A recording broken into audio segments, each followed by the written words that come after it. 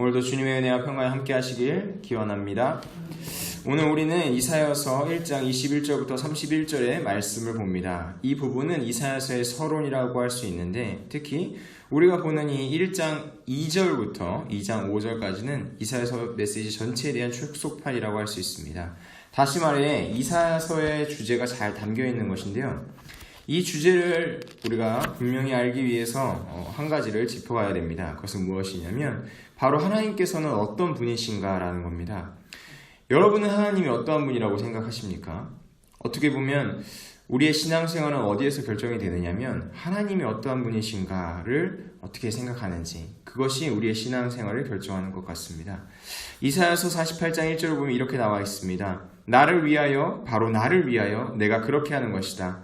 어찌 내 이름을 욕되게 하겠느냐? 내 영광이 남에게 돌아가게 할 수는 없다. 여러분, 이 구절이 굉장히 중요한 이유는 무엇이냐면 하나님께서 일을 하시는데 그 일을 하실 때 누구를 위해서 일을 하시냐? 바로 자신을 위해서 일을 하신다는 겁니다. 하나님은 자기 자신을 위해서 모든 일을 행하시는 분입니다. 왜냐하면 온 우주 가운데서 하나님만큼 중심이 되고 영광스러운 존재는 없기 때문에 그렇습니다.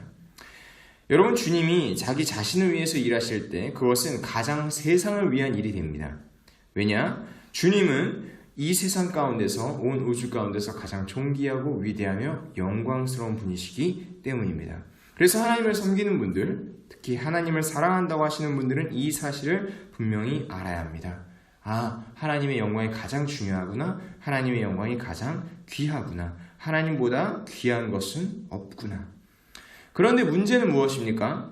하나님의 백성들이 그것을 알매도 불구하고 하나님을 무시한다는 것입니다. 하나님을 만홀히 여긴 것입니다. 그래서 우리가 이미 살펴봤지만 이사야서 1장 4절은 이렇게 말합니다. 슬프다, 죄 믿는 민족, 죄 지은 민족, 허물이 많은 백성, 흉악한 종자, 타락한 자식들, 너희가 주님을 버렸구나. 이스라엘의 거룩하신 분을 업신여겨서 등을 돌리고 말았구나. 여러분, 이것이 하나님의 백성이 심판받는 유일한 이유라고 할 수 있습니다. 그것은 무엇이냐?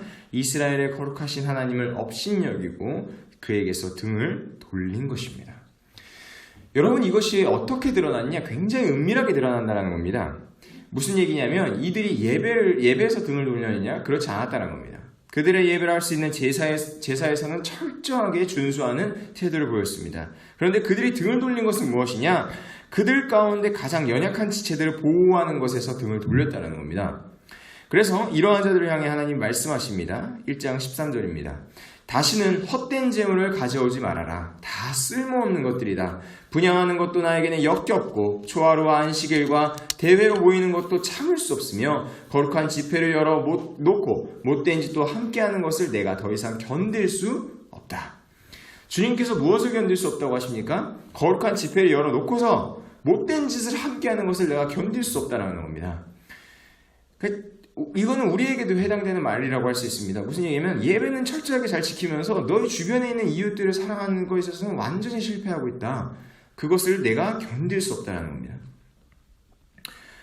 여러분, 예배라는 것은 곧 하나님을 사랑한다는 표현입니다. 주님, 내가 주님을 사랑합니다. 우리는 예배를 통해서, 찬양을 통해서, 기도 말씀을 통해서 주님께 표현합니다. 그런데 이 예배는 반드시 무엇과 연결되어져야 됩니까? 이웃을 사랑하는 것과 연결되어져야 합니다. 이것이 같은 것입니다. 근데 하나님은 이것을 늘 같이 붙잡고 얘기하시고 예수님께서도 내 이웃을 내 몸과 같이 사랑하라고 말씀하시는데, 우리 섬기는 자들은 무엇을 실수합니까? 하나님 섬기는 데는 성공하면서 이웃을 섬기는 것에 있어서는 실패할 때가 많다는 겁니다. 근데 주님은 뭘 말씀하시냐? 다 실패했다는 겁니다. 1장 17절을 보십시오. 옳은 일을 하는 것을 배워라. 정의를 찾아라. 억압받는 사람을 도와주어라. 고아의 송사를 변호하여 주고 과부의 송사를 변론하여 주어라. 여러분, 예배의 어떤 규칙에 대해서 주님이 더 크게 요구하시는 것이 아니라 무엇을 요구하십니까? 옳은 일을 하여라. 무엇이 옳은 일인지도 그 뒤에 친절히 알려주십니다. 무엇이 옳은 일입니까? 정의를 찾는 것, 억압받는 사람을 도와주는 것, 고아의 송사를 변호하여 주고 과부의 송사를 변론하여 주는 것입니다. 그러니까 내 옆에 있는 이웃이 억울한 일 당했을 때 그거 모른 척하지 말라는 겁니다. 다시 말해 우리 주변 이웃에게 있어서 우리가 어떠한 존재가 되라는 겁니까? 하나님과 같은 존재가 되라는 겁니다. 도움의 손길이 필요할 때 도움의 손을 내밀어 주라는 것입니다. 그런데 이 이사야 시대 때 이 남유다 백성들은요, 이러한 하나님 명령에 철저하게 실패한 것입니다. 특별히 누구부터 실패했느냐? 지도자들부터 실패했습니다. 오늘 우리가 함께 읽은 말씀 23절 보면 이렇게 나옵니다. 너의 지도자들은 주님께 반역하는 자들이요 도둑의 짝이다. 모두들 뇌물이라 좋아하고 보수나 계산하면서 쫓아다니고 고아의 송사를 변호하여 주지 않고 과부의 하소연쯤은 귓저늘로 흘리는구나. 여러분, 지도자들이 어떻게 묘사가 되어 있냐면요, 모두들 뇌물과 보수에 눈이 팔려 있어서 누구에게서 눈을 감아버리는 겁니까? 고아와 과부에게서는 눈을 감아버리는 겁니다. 돈에는 밝고 여기는 어두워질 것이죠. 그러니까 하나님께서는 이러한 모습을 결코 그냥 보고만 계시지 않습니다. 분명히 심판하시는데 이것이 24절에 나옵니다. 24절 보십시오. 그러므로 곧 만군의 주 이스라엘의 전능하신 분께서 말씀하신다. 내가 나의 대적들에게 나의 분노를 쏟겠다. 내가 나의 원수들에게 보복하여 한을 풀겠다. 여러분, 저는 앞서서 설교 서두 가운데 하나님이 어떠한 분이신지를 아는 것이 우리의 신앙을 결정짓는 중요한 요소라 말씀드렸는데, 지금 여기서 하나님은 어떻게 표현하냐면 만군의 주라고 표현합니다. 다시 말해서 모든 군대 가운데 주님이시라는 겁니다. 근데 그 주님이, 그 만군의 주님이 대적으로 정한, 너희가 나의 적이다 라고 정한 그 대상이 있는데, 그 대상이 누구냐고요? 하나님의 백성입니다. 이게 엄청나게 무서운 표현인 거예요. 그 하나님의 백성인 지도자들을 뭐라고 주님이 부르시냐? 너희가 내 대적이다. 내가 너희를 치러 가겠다 라고 말씀하신다는 겁니다. 여러분, 원래 하나님께서는 우리의 대적 가운데 보호자가 되십니다. 그래서 우리의 대적으로부터 우리를 지켜주십시오 라고 이 시편 가운데서도 기도가 많이 있지 않습니까? 그런데 타락하고 우리가 본문을 읽고 하나님을 업신여기고 우리 주변에 있는 이웃들을 무시하게 되면 어떻게 하게 되는 겁니까? 주님이 우리를 대적 삼으신다는 겁니다. 그 다음 25절을 보면 또 놀라운 표현이 하나 나옵니다. 25절 보십시오. 이제 다시 내가 너를 때려서라도 잿물로 찌꺼기를 깨끗이 씻어내듯 너를 씻고 너에게서 모든 불순물을 없애겠다. 여러분, 우리가 여기서 주목해야 하는 표현이 있는데 그것은 때려서라도입니다. 그러니까 주님은 자신의 백성들을 어떻게 대하십니까? 때려서라도 정신 차리게 하겠다라는 겁니다. 때려서라도 내가 너희를 깨끗하게 하겠다라는 겁니다. 이것이 주님의 심판입니다. 다시 말해 주님은 우리를 멸망시키시기 위해서 재앙을 주시는 것이 아니라 회개하고 돌아오고 깨끗하게 하기 위해서 재앙을 허락하신다는 것이죠. 이것이 26절, 27절에 더 분명하게 나옵니다.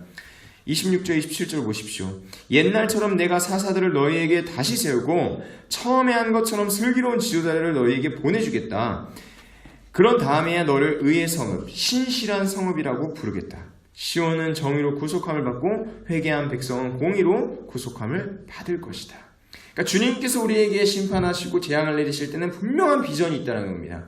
주님이 바라보시는 목표가 있으시고 그분의 기대하심이 있으세요. 그 기대하심은 무엇이냐? 우리를 의의 성읍 되게 하시는 것입니다.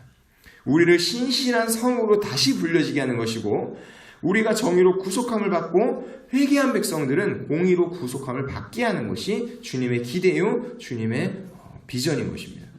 그런데 이러한 비전을 우리가 같이 바라보고 회개하며 돌아와야 되는데, 이 기회마저 거부한 자들은 어떤 벌을 받게 됩니까? 28절입니다. 그러나 거역하는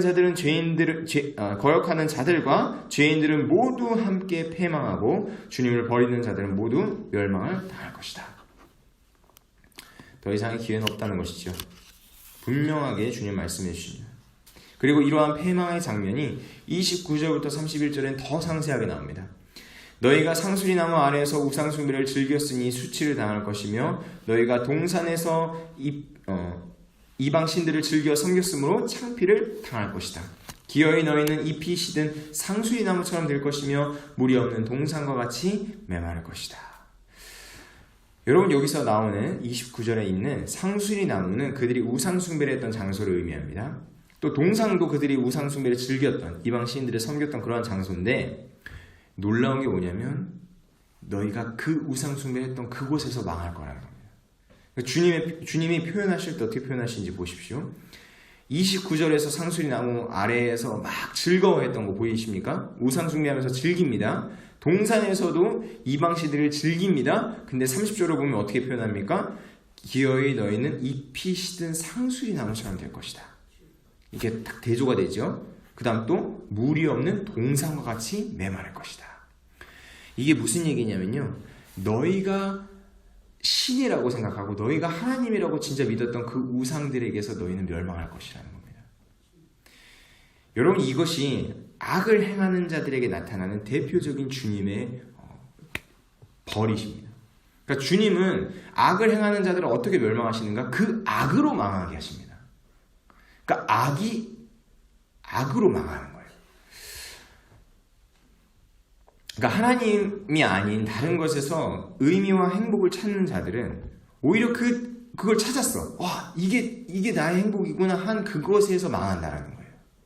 그러니까 하나님이 아닌 것에서 막 두리번 해가지고 어디 갔으니까 상수의 나무 아래 간 거죠. 그래서 우상숭배 막 즐겼습니다. 난 찾았다라고 생각했어요. 나의 의미와 행복을 찾았다라고 생각했던 것이죠. 근데 거기서 잎이 든 상수의 나무처럼 될 것이고, 동산도 마찬가지입니다. 동산도 내가 풍부하게 나의 인생을 즐길 만한 것을 찾았다라고 생각했는데 그 동산이 어떻게 된다는 거예요? 물이 없는 동산처럼 된다는 것입니다. 여러분, 그러므로 주님께서 때리실 때에 돌아가십시다.